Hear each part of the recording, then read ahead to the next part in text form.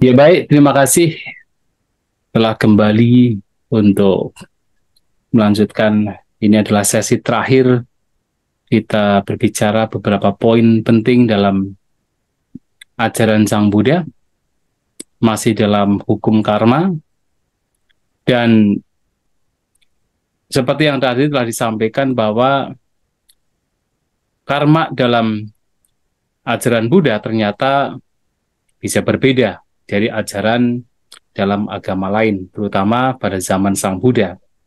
Baik ajaran Jainisme ataupun bahkan ajaran Brahmanisme, setelah ditelusuri ke dalam, ternyata ada perbedaan.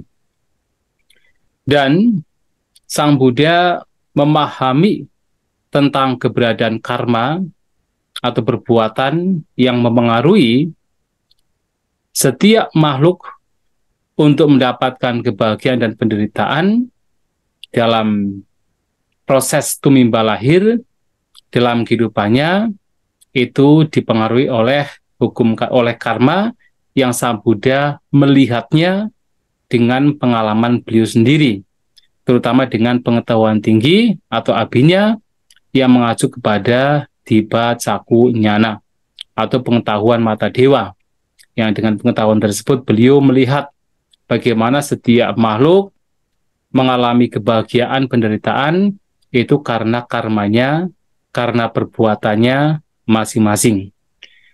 Dan konsep yang katakan formula yang diberikan oleh Sang Buddha berkenaan dengan bagaimana perbuatan memberikan manfaat, itu juga dikatakan dalam satu kesempatan. Beliau mengatakan, yadi sang wapati bijang, tadi sang labahati palang. Kalyana kari cak kalyanang, papakari cak papakang. Jadi seperti halnya bibit yang ditabur, itulah nanti buah yang akan dituai atau yang akan dipanen. Membuat kebajikan, mendapatkan kebahagiaan atau mendapatkan hal yang baik, pembuat kejahatan mendapatkan penderitaan. Itu adalah formula yang diberikan oleh Sang Buddha. Maka ketika seseorang melakukan perbuatan-perbuatan yang buruk, yang secara umum didasari oleh loba, dosa, dan moha, oleh keserakahan, kebencian, dan ketidaktahuan, maka akan membawa kepada penderitaan. Dan siapapun yang melakukan kebajikan, yang di situ didasari oleh tanpa keserakahan, tanpa kebencian, dan juga tanpa kebodohan, maka membawa kepada kelahiran di alam yang bahagia. Nah, maka kalau kita perhatikan dan juga sudah diurai di dalam teks Abhidhamma sebagai contohnya, adalah ketika orang melakukan perbuatan berdasarkan akusala cita yang terdiri dari 8 akusala cita, maka sebagai buahnya perbuatan tersebut seseorang akan mendapatkan kelahiran-kelahiran di alam menderita. Ya, di alam apa ya? Apakah alam peta, atau alam neraka, atau alam binatang, ataupun asura. Nah, sementara kalau seseorang melakukan perbuatan-perbuatan yang didasari oleh maha kusala cita, atau dengan kata lain, perbuatan-perbuatan yang baik, tapi masih dalam konteks kama wacara, maka ketika seseorang kemudian meninggal, ia bisa terlahir di alam yang bahagia. Apakah alam terutama adalah alam manusia atau alam-alam dewa. Nah, itu karena perbuatan-perbuatan yang baik yang masih berkenaan dengan kama wacara. Tapi ternyata lebih jauh dari itu, ketika seseorang melakukan perbuatan yang berkenaan dengan perbuatan yang ada hubungannya dengan pencapaian jana, nah kalau dia mencapai jana-jana yang masih sifatnya rupa atau materi, objeknya masih materi, maka ketika dia mencapai jana dan meninggal dengan pencapaian jana yang tidak lenyap, Nah, dia bisa terlahir di alam rupa Brahma yang lebih tinggi dari alam dewa atau alam surga. Ya sebenarnya ini juga surga juga, sugati juga. Tetapi ini mengacu kepada kebahagiaan di alam yang masih sifatnya adalah kama, kesenangan indrawi. Nah, tetapi untuk yang orang mempraktikkan praktik-praktik yang membawa kepada jana, ia akan terlahir di alam, bahkan di alam Brahma, yang kalau dia mempraktikkan jana masih berupa objeknya materi, maka dia terlahir di alam rupa Brahma. Namun kalau dia mempraktikkan praktik-praktik jana, mengembangkannya sedemikian rupa, mencapai jana yang objeknya bukan materi, disebut arupa jana, itu akan terlahir di alam arupa Brahma. Maka di dalam ajaran Buddha ada hukum karma, dan setiap ada karma pasti akan ada kelahiran kembali. Jadi hukum karma ini tidak bisa dipisahkan dari ajaran tentang punabawa. Jadi kama dan punabawa. Ada karma, ada kelahiran kembali. Hanya saja ini juga nanti ketika berbicara karma dan kelahiran kembali juga akan berbeda dari pandangan yang lain. Misalnya apa? Yang pernah saya sampaikan, ada dua jenis pandangan yang pada zaman Sang Buddha itu sangat populer. Yang pertama adalah Sasata Wada atau Sasata Didi. Yang kedua adalah Uceda Wada atau Uceda Didi. Jadi Wada adalah doktrin ya. Sasata Wada adalah doktrin tentang kekekalan. Nah, Sasata Didi adalah pandangan tentang kekekalan. Nah, biasanya orang yang punya pandangan tentang kekekalan adalah orang yang punya pandangan bahwa ada kehidupan mendatang. Tetapi orang demikian punya pandangan lain, bahwasanya kehidupan mendatang akan terjadi ketika ada roh yang kekal. Ketika ada roh yang melanjutkan kehidupan sekarang ke kehidupan mendatang. Maka pandangan bahwa ada kehidupan mendatang itu didasari oleh pandangan sasata, bahwa ada roh yang mengembara dari satu kehidupan ke kehidupan lainnya. Nah, ini pernah bahkan tidak hanya katakan para pertapa lain yang punya pandangan demikian, bahkan ada beberapa para siswa Sang Buddha yang barangkali masih terpengaruh dengan konsep sebelum ia menjadi seorang biku, mereka menjadi biku, itu masih dibawa. Salah satunya adalah seorang biku bernama Arita. Nah, dia punya pandangan bahwasanya,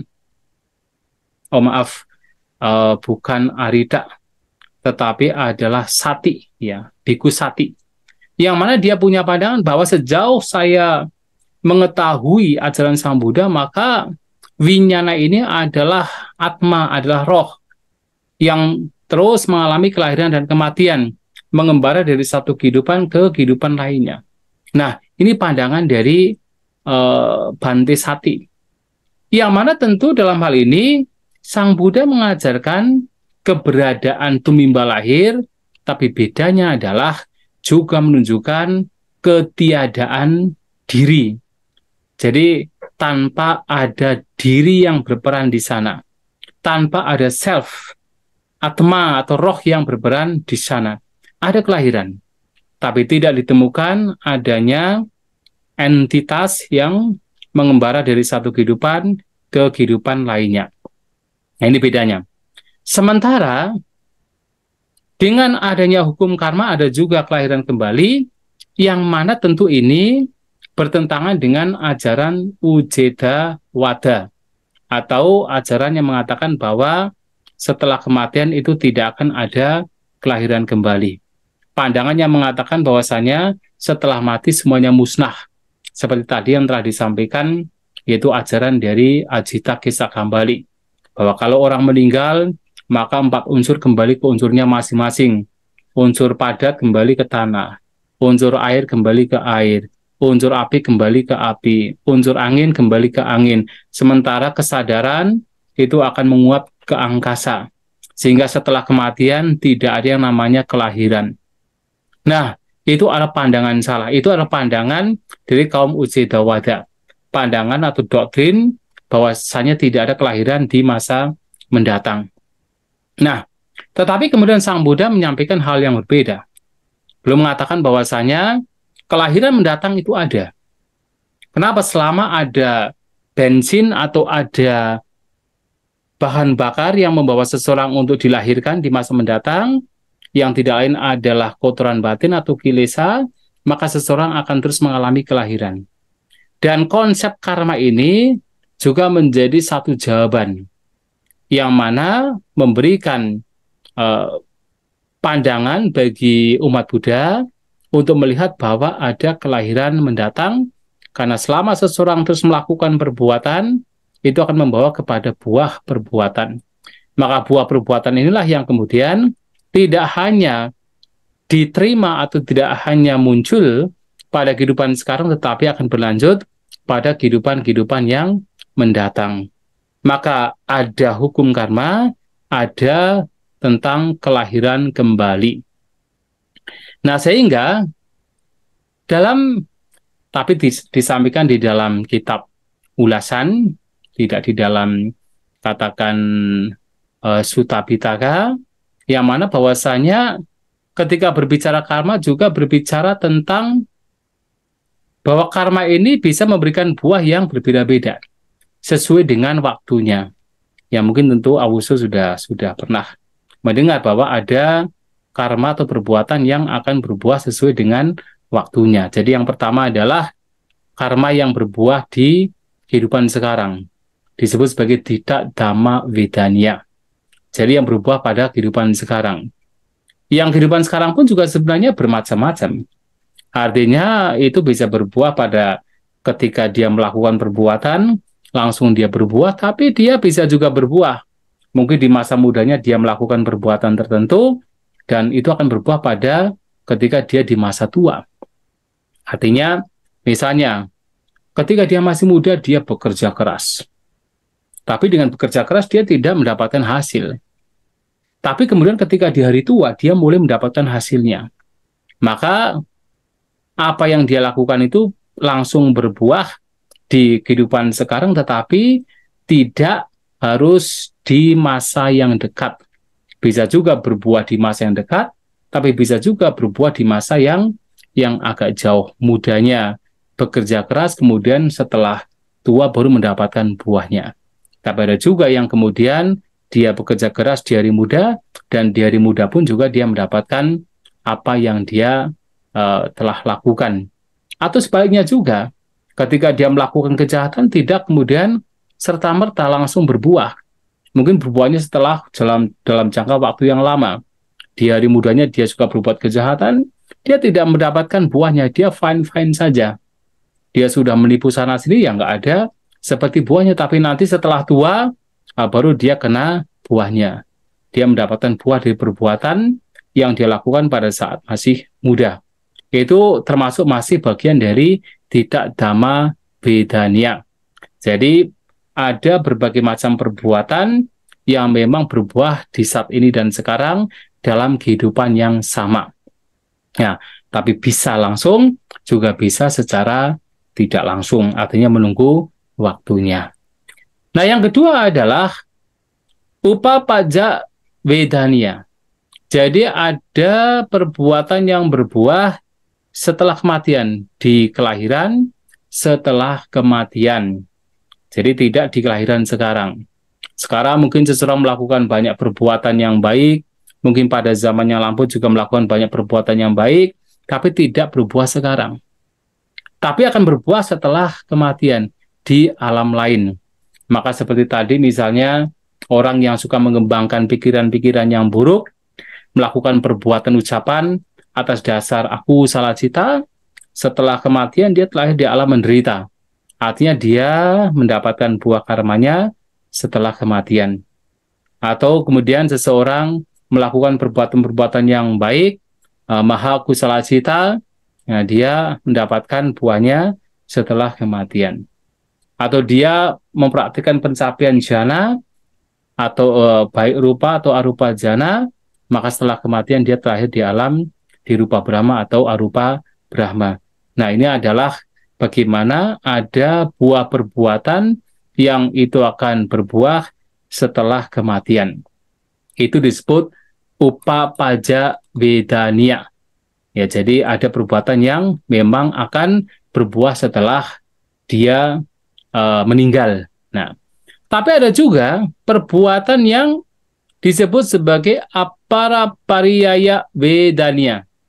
Jadi apara pariyaya vedania adalah perbuatan yang nanti berbuah bukan dalam kehidupan setelah kematian, tepat setelah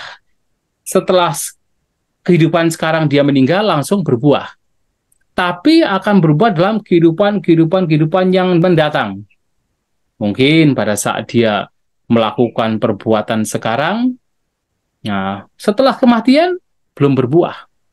Tapi itu akan berbuah dalam kehidupan selanjutnya. Nah, ini pernah disampaikan oleh Sang Buddha. Jadi pernah di dalam salah satu khutbah namanya Mahakama Vibhanga Sutta. Ada beberapa pertapa yang dengan kemampuan batinnya melihat. Ada seseorang yang ketika dia dalam kehidupannya banyak melakukan kejahatan. Tetapi setelah mati dia masuk atau telah di dalam surga. Atau sebaliknya, ada beberapa orang yang dalam kehidupannya dia melakukan banyak, yaitu kebaikan.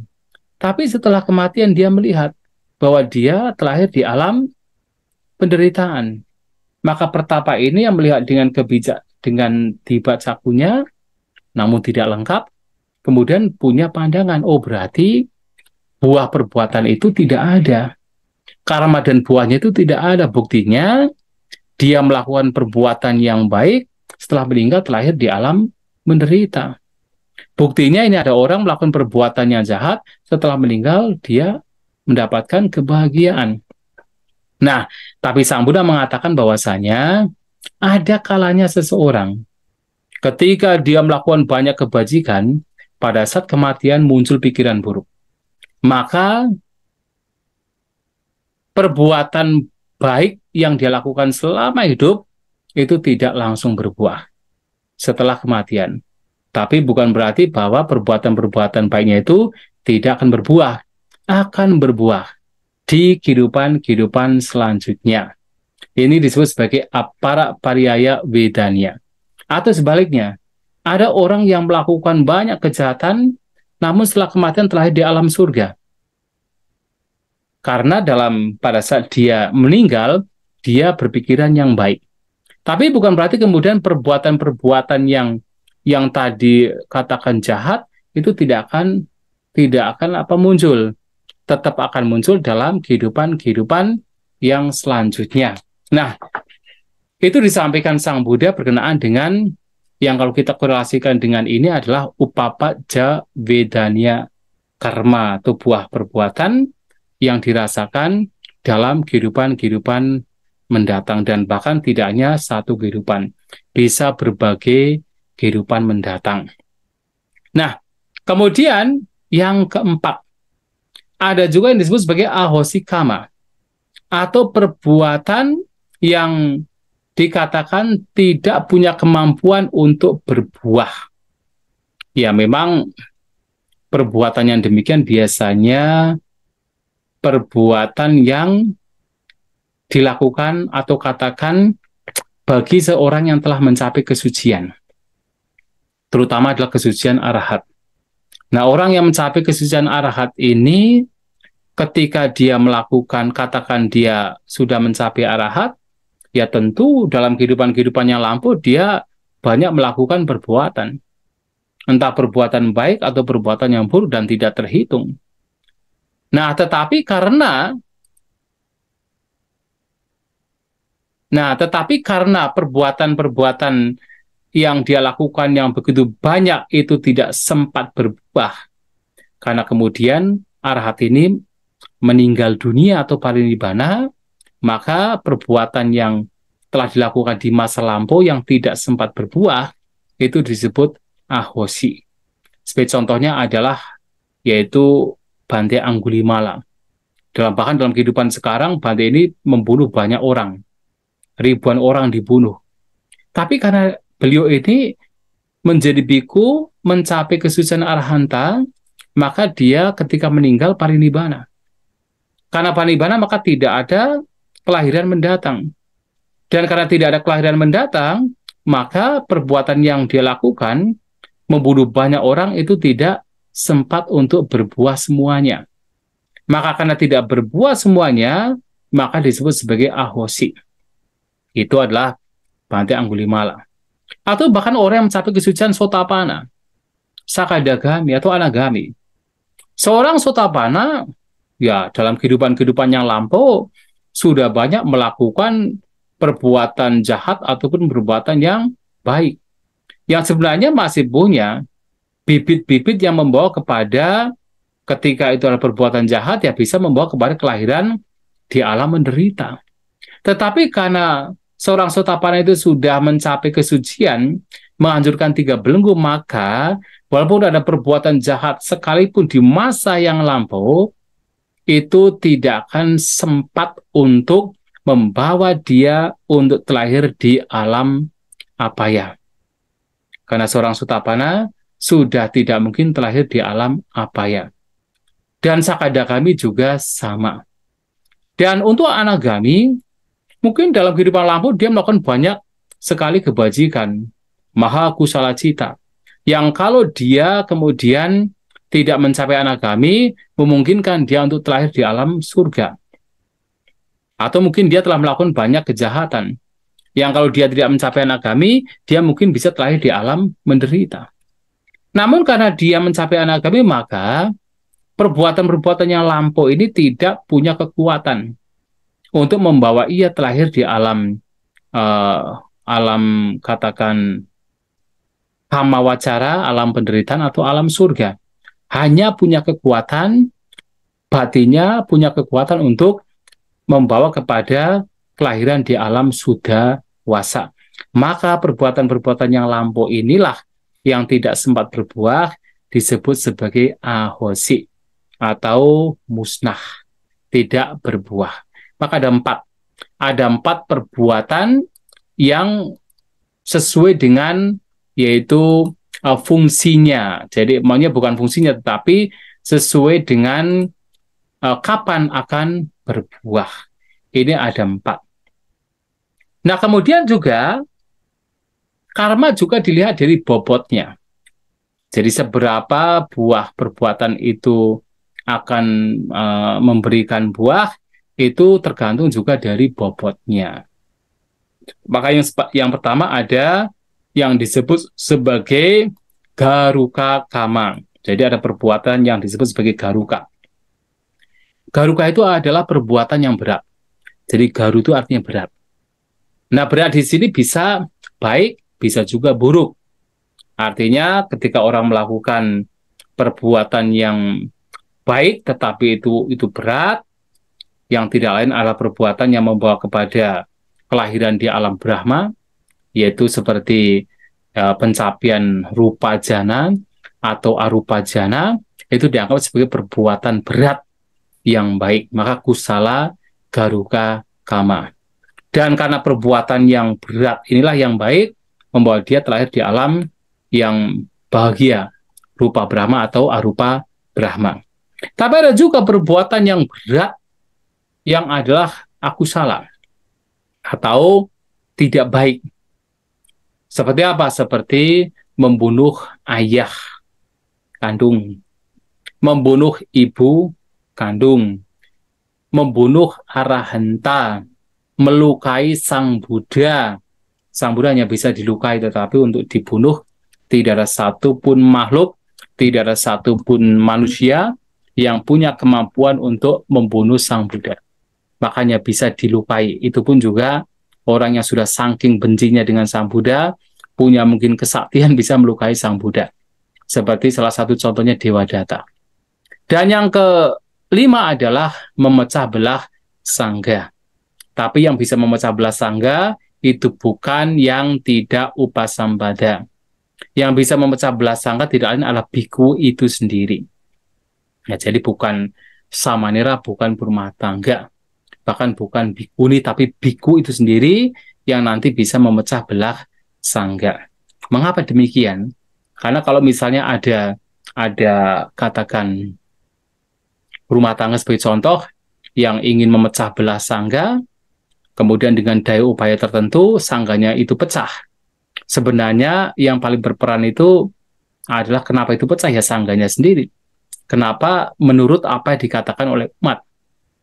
Sehingga sebenarnya sangga itu harus punya komitmen bagaimana setiap mengatasi masalah itu mereka harus berkumpul, tidak hanya sekadar yaitu mengikuti kata umat misalnya, tidak demikian. Tapi kalau sangga itu sendiri, anggota sangga itu bisa memecah belah. Nah itulah kenapa yang bisa memecah belah sangga itu adalah bikunya sendiri. Maka yang punya kemampuan untuk terlahir di alam menderita, garuka aku salah garuka kama berkenaan dengan yang terakhir ini adalah biku, bukan berumah tangga. Walaupun tentu kalau berumah tangga itu ya melakukan upaya-upaya untuk memecah belah sangka, itu juga perbuatan yang buruk sekali. Tetapi sesungguhnya yang menjadi buruk sekali adalah bikunya sendiri, yang bisa dikatakan bisa melakukan aku salah garuka kama. Nah, 5 ini perbuatan ini, yang kalau ini dilanggar, seseorang bisa terlahir di alam, bahkan di alam abaya. Itu karena perbuatan buruk yang sangat berat. Maka ya jangan sampai kita sudah mengenal dhamma seperti ini sampai kemudian membunuh orang tua, melukai arahat, melukai sang Buddha, membunuh arahat. Wah, itu berbahaya sekali. Sampai memecah belah sangga, wah itu berbahaya sekali. Nah, itu adalah garuka kama. Sementara ada yang namanya bahula kama. Jadi bahula kama itu adalah perbuatan yang diulang-ulang. Ya, jadi perbuatan yang katakan dilakukan banyak kali, yang biasanya ini akan menjadi kekuatan bagi seseorang untuk kemana dia dilahirkan. Kalau dia tidak mempunyai perbuatan yang sangat berat atau garuka, maka perbuatan yang diulang-ulang inilah yang akan menjadi kekuatan di mana dia akan dilahirkan. Perbuatan diulang-ulang itu bisa baik, juga tentu bisa yang buruk. Ketika itu dilakukan berulang-ulang menjadi kekuatan, menjadi kokoh, dan itu menjadi penentu kemana dia akan dilahirkan. Maka Sang Buddha dalam syair Dhammapada sebagai contohnya menyatakan, jangan meremehkan perbuatan sekecil apapun. Seperti halnya tetes air yang lama-kelamaan memuni gentong, demikian pula perbuatan bajik yang dilakukan sedikit demi sedikit akan terkumpul banyak. Dan tentunya sebaliknya, perbuatan buruk yang dilakukan sedikit demi sedikit itu juga akan menjadi akumulasi, menjadi besar. Maka ini menjadi bahula, perbuatan yang diulang-ulang mempunyai kekuatan sehingga itu akan mengalahkan yang lainnya kalau tidak ada garuka kama. Maka tergantung mana yang baik atau yang buruk yang hendaknya kita jadikan sebagai kebiasaan, dan itu adalah bahula kama. Nah, kalau tidak ada ini, ada namanya asana kama. Asana kama itu adalah perbuatan yang muncul pada saat menjelang kematian. Nah, saat menjelang kematian itu menentukan juga. Makanya kan tadi ada orang yang mungkin suka melakukan kebajikan, tetapi ternyata saat mati dia melakukan kejahatan, atau saat mati dia ingat dengan kejahatan, atau pikirannya buruk, itu bisa menentukan. Atau sebaliknya, dia terbiasa melakukan hal yang buruk, tetapi saat kematian dia mempunyai pikiran yang baik, maka dia malahan terlahir di alam yang bahagia. Tapi jangan kemudian berpikir kalau begitu halnya, ya sudahlah melakukan kejahatan saja. Nanti ketika mau meninggal, ya berusaha untuk berpikir yang baik. Mana bisa demikian? Belum tentu. Kalau terbiasa dengan perbuatan-perbuatan yang buruk, secara umum ya pada saat meninggal juga pikiran yang buruk yang akan muncul. Ya sulit untuk memunculkan pikiran yang baik, walaupun itu tidak mungkin. Demikian pula kalau suka melakukan kejahatan, perbuatan yang baik, maka biasanya secara umum pada saat meninggal ya yang muncul adalah yang baik. maka juga sulit untuk memunculkan yang buruk, tetapi yang baik yang akan muncul. Nah, sehingga daripada katakan mencari bahaya dengan membiarkan kejahatan dilakukan, ya sudah melakukan hal-hal yang baik, kebajikan, sehingga ketika meninggal juga mudah untuk memunculkan pikiran-pikiran yang baik. Bahkan kalau bisa ya bukan untuk terakhir lagi. Kalau bisa pada saat meninggal, bagaimana batin itu bisa tidak melekat. Nah itu harus dilakukan. Tetapi masalahnya kan kapan meninggal tidak tahu. Kita tidak bisa mempersiapkan kapan meninggal. Kalau kita tahu besok meninggal, ya pokoknya hari ini sudah melakukan kebajikan sebanyak mungkin, sudah dilepas semua. Segala bentuk hal yang membuat beban dilepas semua. Kalau kita tahu, tetapi kan secara umum orang tidak tahu. Karena tidak tahu maka menjadi lengah. Nah, ketika lengah tiba-tiba mati, ya sudah, memang umumnya manusia begitu. Itulah kenapa Sang Buddha mengajarkan salah satu cara meditasi yang disebut sebagai Marananusati, perenungan terhadap kematian. Yang mana dalam perenungan ini, seseorang harus merenungkan bahwa setiap hembusan nafas masuk, nafas keluar, kematian bisa terjadi. Artinya mengetahui bahwa kematian bisa terjadi setiap hembusan tarikan nafas, maka hendaknya seseorang berusaha setiap momennya untuk bisa memiliki kualitas batin letting go, tidak melekat, kualitas batin untuk melepas, tidak menggenggam, karena kematian bisa terjadi setiap saat, setiap momen, setiap hembusan maupun tarikan nafas. Dan itu adalah perenungan yang dimunculkan pada saat mempraktikkan Marananusati, perenungan terhadap kematian. Nah, sehingga orang yang memang ingin katakan safe atau aman, ya sebaiknya banyak melakukan hal yang baik, sehingga kemudian ketika meninggal kemungkinan untuk berpikir yang baik itu jauh lebih mudah. Nah, kemudian yang keempat ada juga bobot perbuatan yang disebut kathata kama. Kathata itu artinya perbuatan yang seperti perbuatan yang disepelekan, perbuatan yang tidak begitu diingat atau dikuat, begitu kokoh, seperti perbuatan yang tidak dimunculkan dari kesengajaan yang kuat, dari niat yang kuat. Jadi seperti misalnya pada saat kita berjalan, kemudian ada seekor anjing, kita punya makanan, kita melempar makanan ke anjing tersebut misalnya, dan itu adalah baik, tapi tidak diawali dengan niat yang kuat, hanya sekedar saja perbuatan demikian, itu disebut kathata.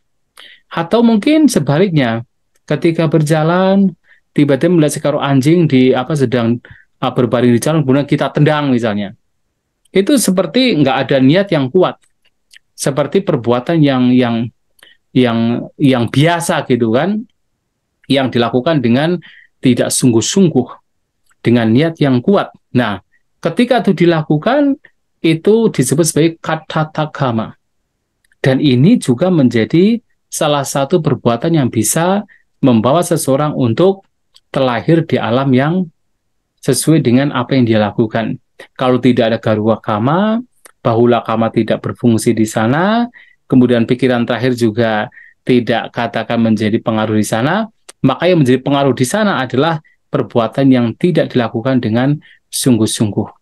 Maka jangan kemudian menyepelekan ketika berjalan, kemudian ada katakan perbuatan yang sepele, itu kemudian disepelekan. Ya kadang-kadang itu menjadi satu hal yang menentukan kemana dia dilahirkan.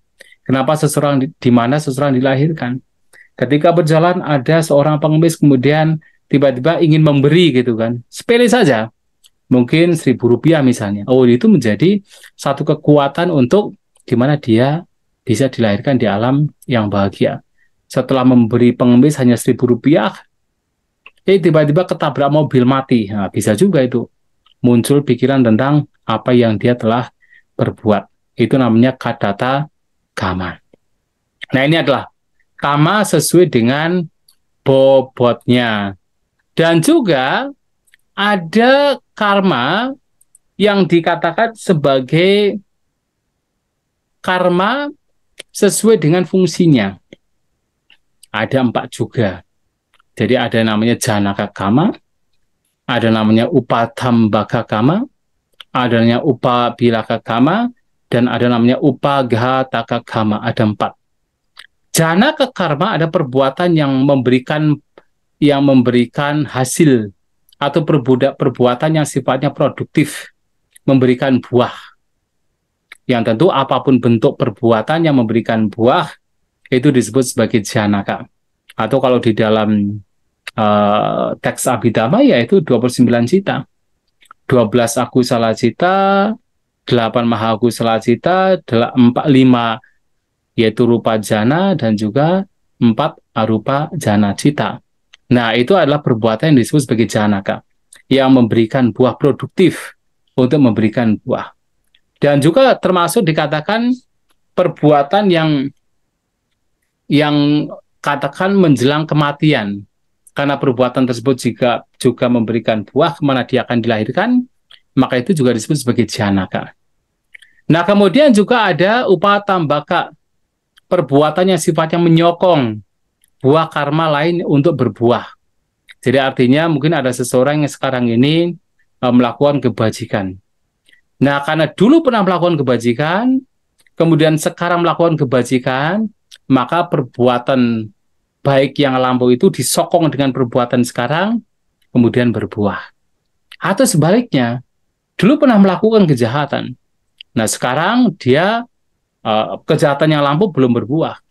Tapi kemudian dia melakukan kejahatan lagi, dan lagi, maka kejahatan yang sekarang ini menjadi penyokong bagi berbuahnya kejahatan yang lampau. Bersama-sama dengan kejahatan yang sekarang, itu kemudian berbuah. Itu disebut sebagai upadambaka. Maka sebenarnya kalau kita melakukan kebajikan, siapa tahu kebajikan yang sekarang ini juga menjadi upadambaka, menjadi penyokong bagi kebajikan yang telah kita lakukan di masa lampau. Nah, sehingga akan berbuah sekarang. Maka juga jangan kemudian kita itu melakukan kejahatan. Karena siapa tahu dulu pernah melakukan kejahatan, sekarang melakukan kejahatan lagi, menjadi upadambaka. Maka akan berbuah ke dalam yaitu penderitaan atau buah dari penderitaan yang dilakukan. Nah, ini adalah yang kedua, upadambaka kama. Yang ketiga adalah upabilaka kama. Kalau upadambaka adalah menyokong, upabilaka adalah mencegah.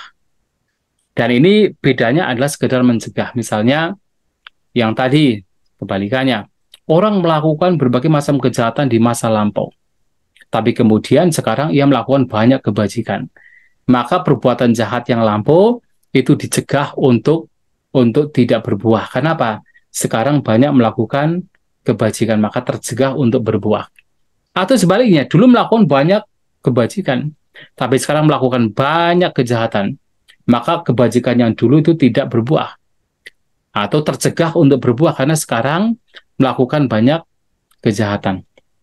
Maka kalau kita melihat konteks ini, ya lakukan banyak kebajikan, pertama, untuk mencegah perbuatan-perbuatan buruk yang lampau, untuk supaya tercegah untuk tidak berbuah, atau juga untuk supaya perbuatan-perbuatan baik yang lampau sekarang terkondisi untuk berbuah ke dalam kebahagiaan. Nah, ini adalah yang ketiga. Nah, yang keempat adalah upaghataka, perbuatan yang menghancurkan.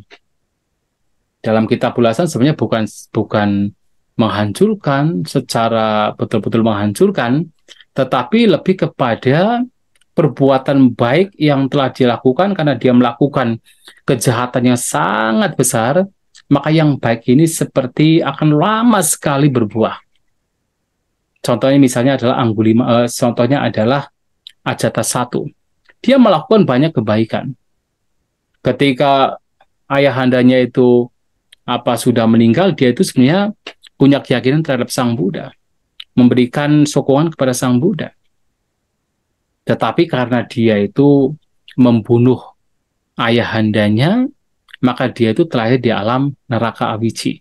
sehingga perbuatan baik yang dia lakukan itu akan betul-betul lama sekali baru akan berbuah, seperti dihancurkan. Dan karena dia membunuh orang tuanya, maka perbuatan-perbuatan baik yang lampau yang seharusnya akan berbuah dengan dia mencapai kesucian sotapana, dia tidak mencapai kesucian sotapana. Bahkan terlahir di alam neraka, maka perbuatan baik yang lampau itu juga seperti hancur. Walaupun tentunya tidak hancur karena akan muncul lagi, tapi dalam jangka yang sangat lama. Sangat-sangat lama. Maka karena hal inilah maka disebut upaghataka kama. Ya, saya kira sampai di sini dulu. Kalau ada pertanyaan, dipersilahkan. Kalau upagata kama kama itu kan kama yang memotong Bante. Berarti Janaka itu nggak punya kekuatan. Sebenarnya upaghataka itu adalah menghancurkan. Upapilaka itu adalah mencegah, tapi upaghataka menghancurkan. Tapi menghancurkan di sini bukan berarti kemudian betul-betul hancur. Hanya itu membuat karma yang dilakukan itu akan sangat lama baru kemudian berbuah. Setelah berkalpa-kalpa, baru kemudian itu berbuah. Lantas bagaimana dengan janaka kama? Ya tetap itu menjadi janaka. Karena janaka artinya masih berproduktif. Walaupun itu nanti adalah lama sekali baru berbuah, itu artinya masih punya bibit untuk memproduksi buah. Maka sebenarnya masih bagian dari janaka kama juga. Walaupun dikatakan sebagai upaghataka, walaupun dikatakan sebagai menghancurkan. Nah, jadi demikian. Yang betul-betul menghancurkan itu ya betul-betul menghancurkan gitu ya, yang sampai tidak berbuah ya sebenarnya kalau sudah orang mencapai arahat itu kan menjadi ahosi. Apa yang dia lakukan itu betul-betul nanti akan tidak berbuah, tetapi juga tidak semuanya. Karena selama dia masih hidup masih harus mengalami buah perbuatan. Hanya ketika ia meninggal, seorang arahat meninggal, maka perbuatan-perbuatannya lampau yang harusnya berbuah pun tidak akan berbuah ahosi. Maka boleh dikatakan itu hancur. Nah, tapi sementara selama dia belum arahanta, walaupun itu lama sekali, itu akan masih berbuah. Maka disebut sebagai upaghataka. Karena apa? Karena kan seperti misalnya ini orang yang terlahir di alam neraka misalnya, itu lahir di sana, berdiam di sana 84.000 kalpa misalnya. Nah, sekarang satu kalpa itu diibaratkan seperti kalau ada satu batu yang solid, yang padat, yang di situ tidak ada bolong sedikit pun, keras, panjangnya itu 1 yojana, yang itu seperti 1,6 kilometer, tingginya lebarnya juga 1 yojana. Kemudian setiap 100 tahun sekali ada seseorang membawa satu kain sutra, kemudian disabetkan ke batu tersebut. Setiap 100 tahun sekali. Kalau batu tersebut dengan cara demikian, itu lenyap, musnah, tidak tersisa, maka itu bahkan belum merupakan satu kalpa. Belum satu kalpa. Terus bagaimana? Ya 100 tahun loh. Wong misalnya ibaratnya diusap, maksudnya digosok-gosok gitu aja, sudah kalau kita hitung digosok-gosok itu akan kapan habisnya, ini hanya disabet satu kali setiap 100 tahun sekali. Jadi kan lama sekali. Maka seakan-akan perbuatan yang sudah dilakukan seperti hancur. Walaupun masih ada kekuatan di masa mendatang, walaupun masih lama sekali. Maka karena itu akan muncul dalam jangka waktu yang lama sekali, maka itu disebut sebagai upaghataka kama. Tetapi sebenarnya juga masih bagian dari janaka. Karena masih punya kapasitas untuk memproduksi sebuah buah dari perbuatan tersebut. Demikian ya. Ya Bante. Ya, Kalau tanya lagi Bante, ya silakan. kalau Upagata Kama adalah penghancur, bagaimana kalau Kama Nibita Kanda Santana Upagataka Bante Gimana? yang tidak membentuk? Kama apa? Kama Nibata Kanda Santana Upagataka. Kama nibata kanda sampana upagataka. Artinya apa itu? Ah,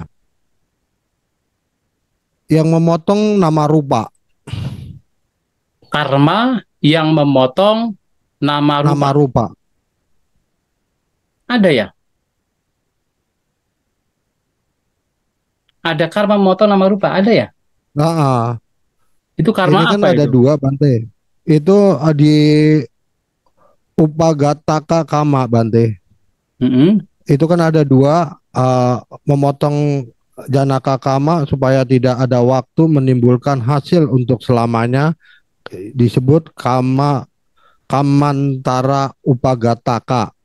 Sedangkan yang memotong nama rupa yang eh, yang dilahirkan oleh Janaka Kama sampai rusak itu Kama Nibata Kanda Santana Upagataka. Itu di mana? Dapatnya Saya ambil saya ambil dari ini Bante, Romo Pandit Bante. Romo Pandit. Ya nanti nanti saya ini ya saya cari itu ambilnya dari mana gitu ya. Ya, karena kalau nama rupa dipotong pakai apa ya? Tapi yang jelas begini, ada namanya itu dalam suta, dalam khotbah Sang Buddha dalam suta, ada yang namanya kama kama kayang sangwatanti. Ada perbuatan yang menghancurkan karma itu sendiri. Jadi kama kama kayang sangwatanti. Kama perbuatan, sangwatanti mengarah, kemudian kama kayang mengarah pada hancurnya karma itu sendiri. Dan karma itu disebut sebagai perbuatan tersebut adalah sesungguhnya adalah praktik dari jalan mulia berunsur delapan. Nah, praktek jalan mulia berunsur delapan itu adalah karma sebenarnya. Itu karma, itu perbuatan. Tetapi perbuatan yang seiring sejalan dengan jalan mulia berunsur delapan itu mengarah kepada hancurnya karma itu sendiri. Nah, hancurnya karma di sini adalah mengarah kepada seseorang untuk mencapai nibbana. Karena hancurnya karma itu tidak lain adalah hancurnya duka penderitaan. Yang tidak lain adalah pencapaian nibbana. Maka seseorang melakukan perbuatan untuk menghancurkan perbuatan itu sendiri, menghancurkan karma itu sendiri. Dan perbuatan tersebut adalah perbuatan yang dilandasi oleh yaitu jalan mulia berunsur delapan. Ada memang demikian, tetapi bukan berarti jalan mulia berunsur delapan itu bukan perbuatan, itu perbuatan. Dan selama itu perbuatan masih memberikan buah. Tetapi sedikit demi sedikit dari praktek sang jalan ini, mulia berunsur delapan ini, kemudian mungkin suatu saat membawa kepada maga dan pala. Membawa kepada yaitu sang jalan dan juga buah pencapaian nibbana. Nah, ketika kemudian mencapai maga dan pala, terutama adalah pencapaian arahanta, maka boleh dikatakan perbuatan tersebut itu menghancurkan, betul-betul menghancurkan karma. Karena apa kemudian? Seorang arahanta itu sudah tidak melakukan perbuatan lagi. Jadi tidak melakukan karma lagi. Perbuatan seorang arahanta disebut sebagai kiriya, karena sudah tidak berbuah lagi. Dan itu bisa tercapai karena apa? Seseorang mempraktikkan jalan mulia berunsur delapan. Dan jalan mulia berunsur delapan itu sendiri selama dia adalah seorang manusia biasa atau masih sebagai sotapana, sakadagami, dan anagami, itu masih bagian dari karma. Tetapi kemudian membawa kepada hancurnya karma. Dan hancurnya karma itu betul-betul adalah seorang arahanta. Tetapi bukan berarti kemudian kalau orang itu menghancurkan karma, itu nama rupa hancur, ya tidak juga. Nama rupa masih ada. Seorang arahanta masih punya nama rupa. Masih punya vinyana, tetapi kemudian ya mereka setelah parinibbana baru kemudian semuanya padam. Ya setelah parinibbana. sudah tidak ada vinyana dan juga nama rupa. Tetapi semasa masih hidup ya masih ada nama rupa. Maka nanti akan saya baca, kalau memang saya ketemu, saya baca konteksnya yang seperti apa. Ya, begitu ya. Baik Bante, terima kasih. Iya. Nanti saya cari. Tapi entah carinya dari mana.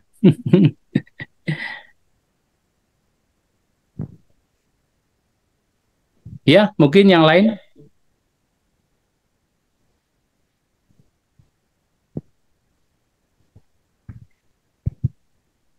Saya Bante, izin tanya Ya. Bante. Mengenai bawa tanha dan wibawa tanha tadi, yaitu yang orang-orang yang mempunyai pandangan salah tentang kemelekatan akan kemejadian dan tidak kemejadian Bante. Kalau yang mempunyai pandangan salah tidak ada kemejadian, itu mudah diketahui perilakunya Bante. Mungkin di dalam hidup ini dia akan berbuat yang memuaskan diri, walaupun itu mungkin menyakiti orang lain gitu. Tetapi yang sebaliknya, yang mempunyai pandangan salah dengan kemejadian, melekat kepada kemejadian berikutnya, itu karena dia pandangannya salah, perbuatannya seperti apa kira-kira Bante itu?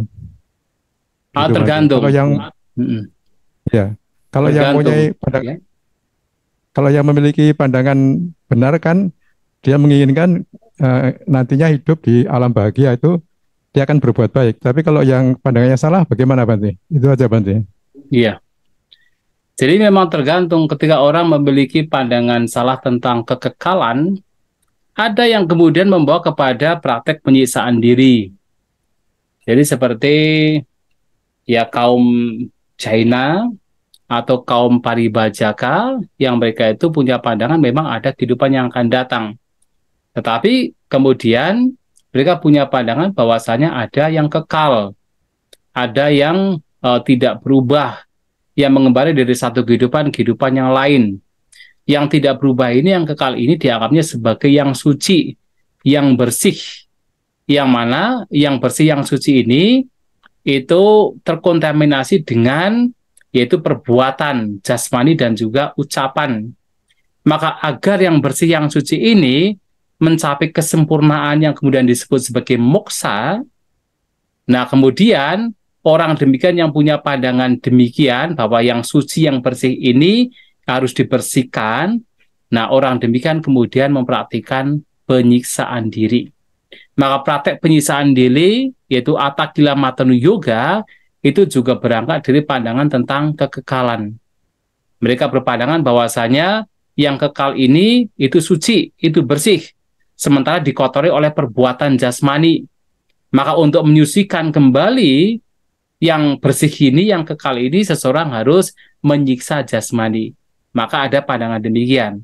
Jadi mempraktikkan praktek penyiksaan diri dengan tujuan untuk membersihkan yang katakan kekal ini, supaya nanti mencapai kebebasan moksa.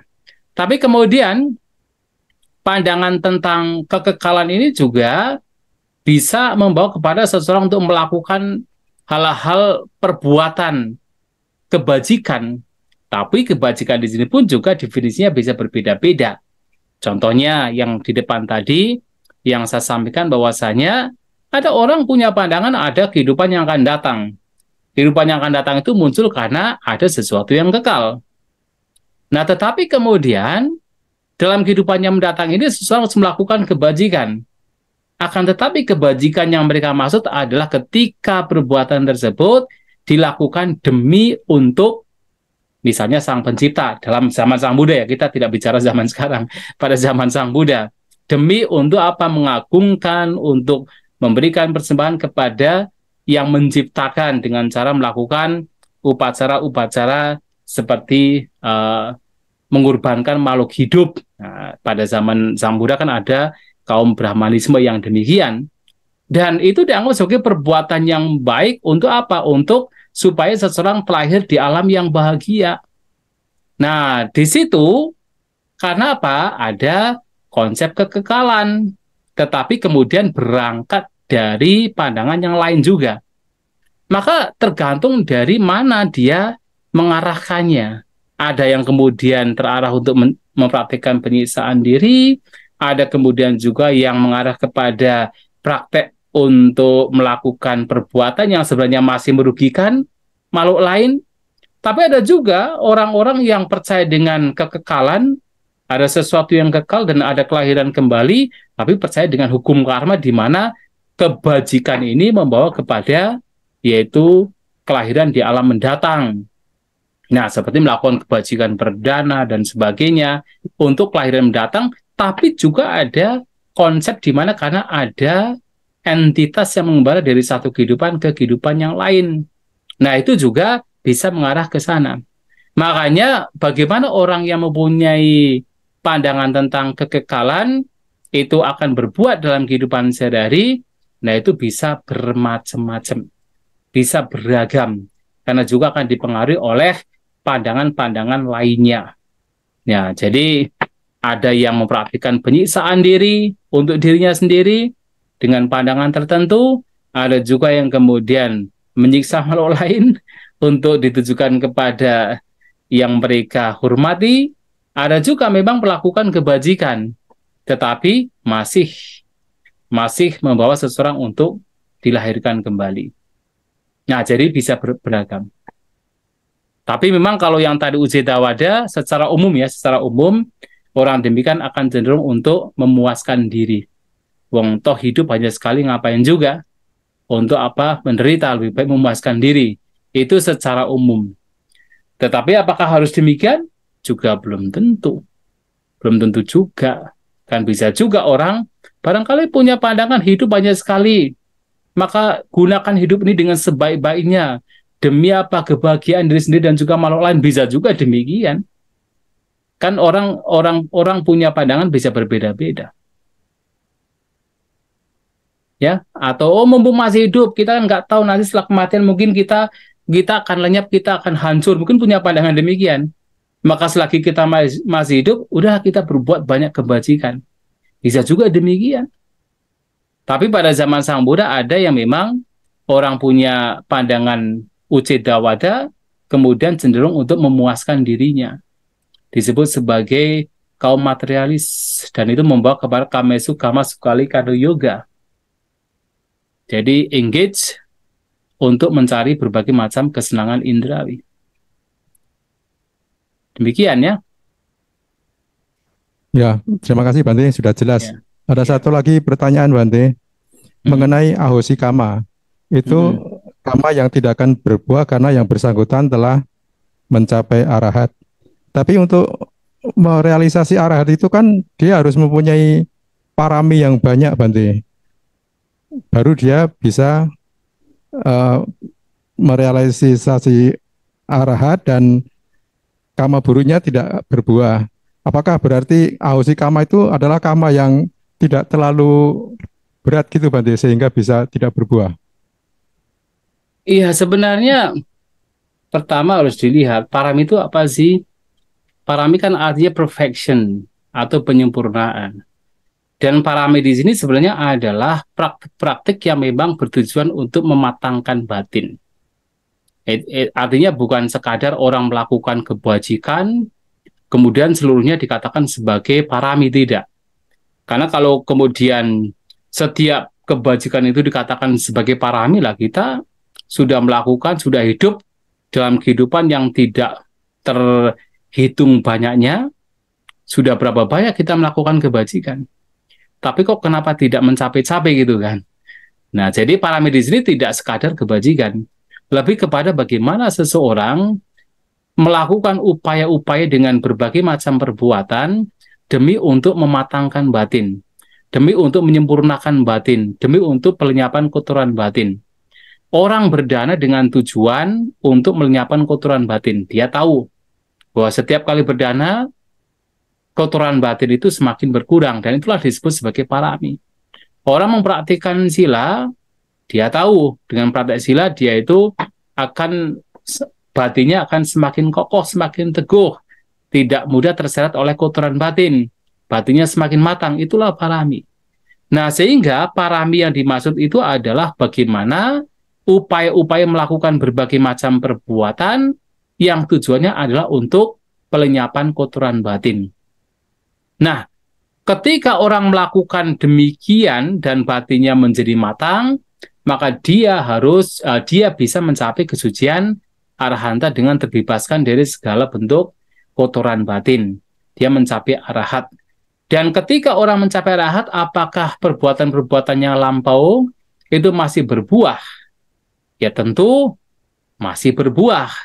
Tetapi kemudian karena orang tersebut pada saatnya nanti adalah mencapai parinibbana, meninggal, maka karena meninggal, perbuatan-perbuatannya lampu yang seharusnya masih bisa berbuah kalau beliau orang tersebut masih hidup, itu tidak sempat berbuah.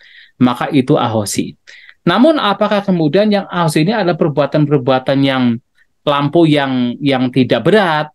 Ya kita juga tidak tahu juga. Karena apa? Sekali lagi, buah perbuatan itu sebenarnya adalah Buddha Wisaya atau wilayahnya Sang Buddha untuk memahami, untuk mengetahui.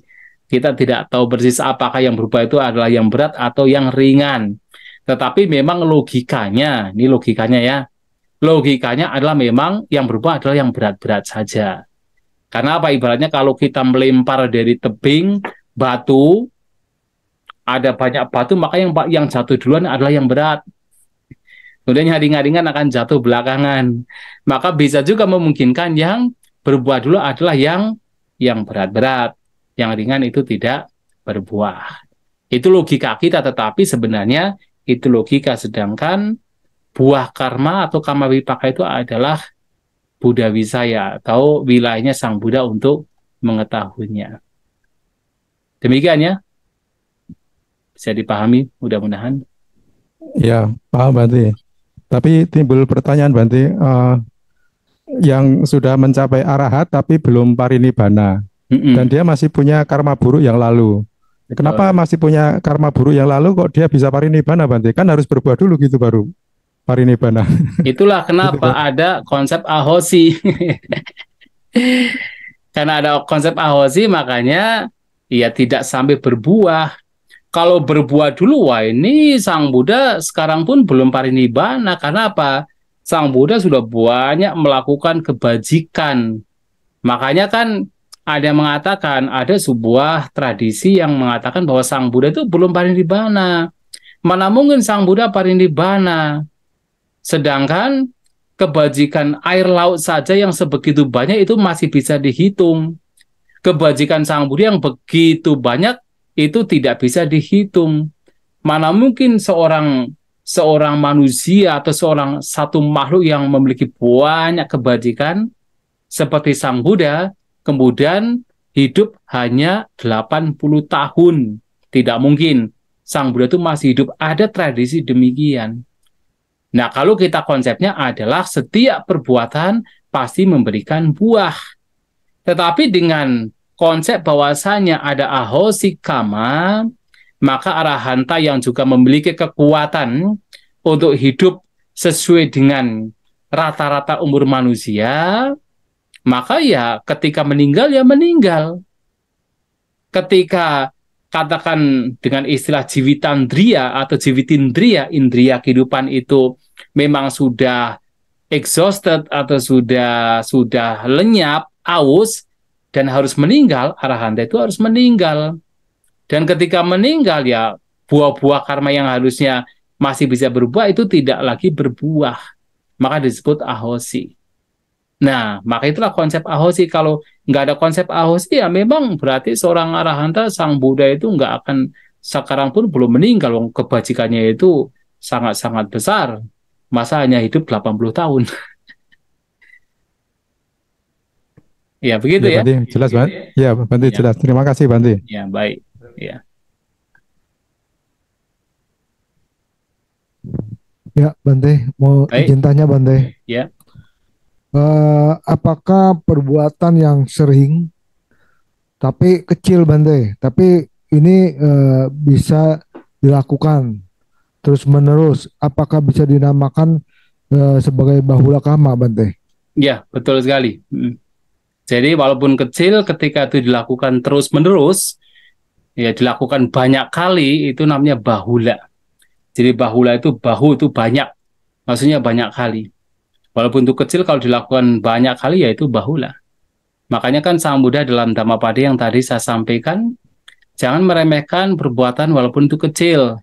Kalau dilakukan lagi dan lagi, maka seperti setetes demi setetes pada akhirnya memenuhi gentong, perbuatan bacik yang dilakukan sedikit demi sedikit, itu akan terakumulasi menjadi besar. Itulah bahula.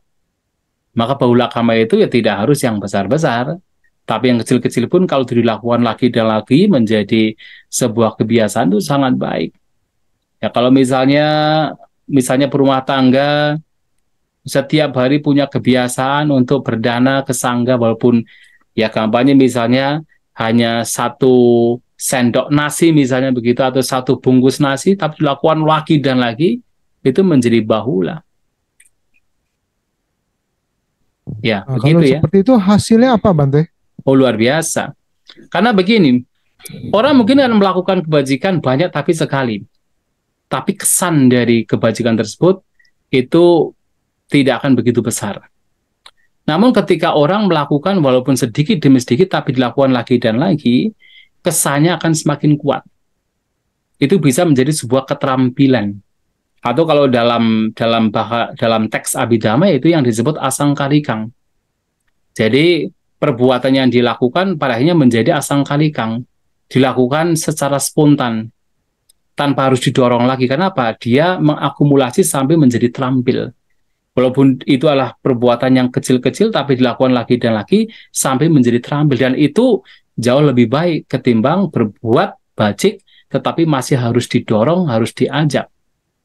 Nah, tetapi kalau dia lakukan lagi dan lagi, walaupun itu kecil, tapi dilakukan lagi dan lagi, itu menjadi kekuatan yang besar. Dan itu menjadi asangkarikang suatu saat. Atau kalau di dalam khotbah-khotbah Sang Buddha seringkali dikatakan sebagai kusala. Kusala artinya skillfulness, menjadi terampil. Itulah kenapa pentingnya sampai Sang Buddha mengatakan, misalnya, punyance purizo kaira dena punang. Kalau seseorang melakukan kebajikan, lakukan itu lagi dan lagi. Tujuannya apa? Supaya sampai menjadi terampil. Atau dalam kesempatan lain, Sang Buddha sering kali menyampaikan ketika ada hal yang baik, maka apa yang harus dilakukan oleh orang tersebut? Asewitaya, bawitaya, bahulikataya, yanikataya. Seseorang harus apa? Selalu berasosiasi. Harus dilakukan. Dan bahkan harus dilakukan lagi dan lagi, bahulikataya. Harus dijadikan sebagai kendaraan. Untuk apa? Supaya menjadi terampil. Maka walaupun sedikit demi sedikit, kalau dilakukan lagi dan lagi, menjadi terampil, menjadi kusala, menjadi asangkarika. Dan itu hal yang sangat baik. Ya. Ya, terima kasih, Bante. Saya ada satu tanya lagi, Bante. Ya.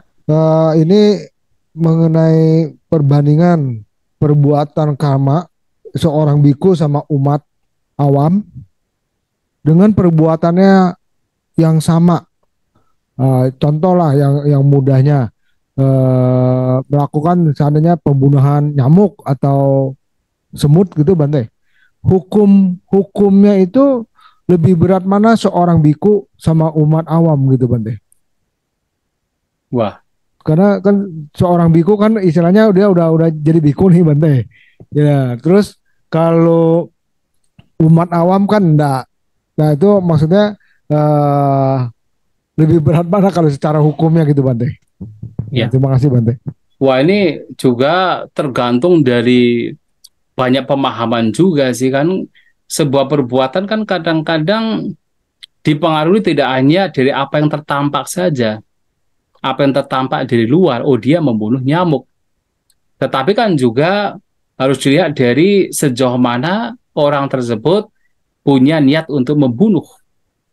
Sejauh mana orang tersebut melakukannya dengan sadar atau tidak sengaja. Sejauh mana orang tersebut setelah melakukan ada penyesalan atau tidak. Sejauh mana kemudian setelah melakukan orang tersebut ada pengendalian atau tidak. Nah, itu juga mempengaruhi. Nah, sehingga kita tidak bisa mengatakan mana yang lebih besar, seorang biku atau seorang berumah tangga ketika membunuh nyamuk. Kita tidak bisa, karena kondisi batin seseorang ini bisa beragam, bisa bermacam, dan sangat mempengaruhi sejauh mana buah dari perbuatan orang tersebut dengan perbuatan yang dia lakukan. Itulah kemudian karena kita tidak tahu kondisi batin masing-masing orang, tidak tahu kekuatan niat dari masing-masing orang, tidak tahu kekuatan pemahaman dari masing-masing orang, maka itu hanya wilayah Sang Buddha yang bisa mengetahui. Kita tidak tahu. Mungkin orang akan berpikir, mungkin Ausu juga berpikir, oh tetap ya bikunya yang akan mendapatkan buah penderitaan yang lebih banyak. Karena kan biku kan sudah mempunyai aturan kemoralan, kenapa dilanggar. Tetapi belum tentu juga, seperti yang tadi saya katakan, seseorang yang melakukan kejahatan tapi dia tahu itu kejahatan, dia sadar itu kejahatan, dan dia padanya tahu itu kejahatan, dia adalah orang yang superior, karena dia akan punya kekuatan untuk menghindarinya di masa mendatang. Tetapi kalau seseorang yang melakukan kejahatan, dia tidak tahu itu kejahatan, bahkan kemudian dia memberikan embel-embel itu sebagai hal yang biasa, hal yang bukan signifikan, sehingga orang tersebut tidak ada pengendalian diri di masa mendatang, itu lebih berbahaya. Dan orang itu disebut inferior. Bisa saja yang terjadi adalah seorang biku membunuh nyamuk. Setelah membunuh kemudian, waduh, ini tidak baik. Kita punya, sebagai biku, kita punya peraturan untuk tidak membunuh, ini kejahatan. Sehingga karena punya pemikiran demikian, pengetahuan demikian, dia akan mengendalikan diri di masa mendatang. Tapi bisa juga berumah tangga yang karena tidak punya aturan kemoralan, kemudian teplok membunuh nyamuk, kemudian setelah membunuh, ya sudahlah, ini hanya nyamuk doang, kok tidak masalah, yang penting nggak membunuh manusia, misalnya begitu. Wah, itu bahaya malahan. Dengan cara pandang demikian, itu berbahaya, dan itu termasuk inferior malahan. Jadi, ya seberapa jauh kemudian buah karmanya, itu sangat sulit, karena pemikiran orang bisa berbeda-beda. Begitu ya, Wuzo ya? Ya, Bante. Terima kasih, Bante. Ya.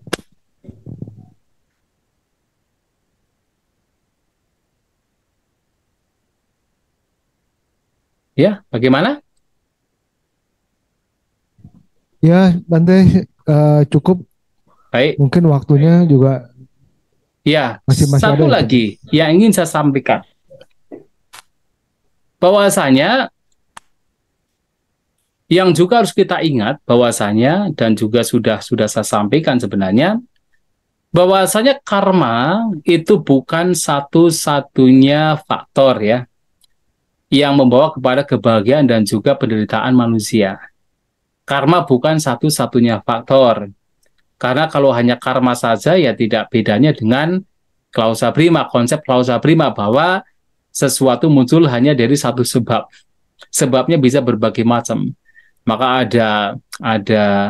ada kama, ada utu, ada ahara, ada cita, misalnya begitu kan. Jadi apa yang kita alami itu bisa karena makanan, bisa karena suhu, bisa karena batin yang terlatih atau tidak, bisa juga karena memang karma. Termasuk kita menjadi sakit itu juga bisa karena karma lampau, buah karma lampau, bisa karena suhu udara, bisa karena makanan, bisa karena batin yang tidak terlatih, maka fisik kita menjadi sakit. Maka sejujurnya karma bukan satu-satunya faktor. Ini yang pertama, yang juga penting untuk kita pahami. Yang kedua adalah, Sang Buddha menunjukkan keberadaan hukum karma, itu bukan supaya seseorang terus dijerat oleh karma. Karena selama seseorang dijerat oleh karma, maka terus akan mengalami buah atau mendapatkan buah dari perbuatan yang dia lakukan. Dan selama seseorang mendapatkan buah, maka akan terus mengalami kelahiran atau terperangkap di alam sangsara. Maka tujuan untuk memahami karma adalah supaya seseorang terbebas dari karma. Dengan terbebas dari karma, maka seseorang terbebas dari wipaka, buah dari karma. Dengan terbebas dari buah karma, seseorang kemudian tidak akan diseret terperangkap di dalam kelahiran. Maka tidak ada kelahiran lagi, terbebaskan. Tapi pertanyaannya adalah bagaimana seseorang bisa terbebas dari karma? Ternyata karma itu muncul dari kilesa. Orang terus melakukan berbagai macam perbuatan karena kilesa, karena kotoran batin. Jadi kalau di dalam kemarin avijja pacaya sangkara, orang terus melakukan perbuatan itu karena avijja, ketidaktahuan. Karena tidak tahu bahwa alam kehidupan termasuk surga dan Brahma dan arupa Brahma itu adalah penderitaan, maka seseorang terus melakukan berbagai macam perbuatan. Terkadang baik, terkadang buruk. Karena avijja. Maka kemudian menunjukkan keberadaan hukum karma supaya seseorang terbebas dari karma dengan cara seseorang harus memunculkan vijja, memunculkan pengetahuan, melenyapkan avijja. Caranya bagaimana? Seperti yang tadi saya sampaikan, ada kamang kamakayang sangwatanti. Ada perbuatan yang mengarah kepada hancurnya perbuatan. Yang tidak lain adalah perbuatan yang senada sesuai dengan jalan mulia berunsur 8. Maka jalan mulia berunsur 8 adalah cara yang hendaknya dikembangkan, dipraktikkan untuk bisa suatu saat terbebas dari duka, dari penderitaan, terbebas dari karma, dari perbuatan. Maka disampaikan oleh Sang Buddha, tanha pahana, kamang pahyati, kamang pahana, tukang pahyati. Dengan dihancurkannya tanha, maka karma dihancurkan. Dengan dihancurkannya karma, baru duka, penderitaan dihancurkan. Maka tidak ada kelahiran kembali. Dan ini yang juga patut untuk kita ketahui berkenaan dengan bagaimana karma itu sebenarnya harus kita manusia mempraktikkan dhamma untuk terbebas dari jeratnya. Ya itulah yang ingin saya sampaikan, dan tepat ini mungkin jam 5:04 selesai, dan untuk masa puasa ini kayaknya mungkin terakhir ya. Ada pelajaran ya selama masa puasa ya, betul ya, terakhir ini ya. Ya, yang lainnya sudah selesai semua kan, seharusnya kemarin harusnya, tapi saya nggak bisa sehingga diganti hari Jumat ini. Ya baik, terima kasih ya. Semoga yang disampaikan bisa dipahami dengan benar dan membawa kepada kemajuan bagi batin kita masing-masing. Terima kasih.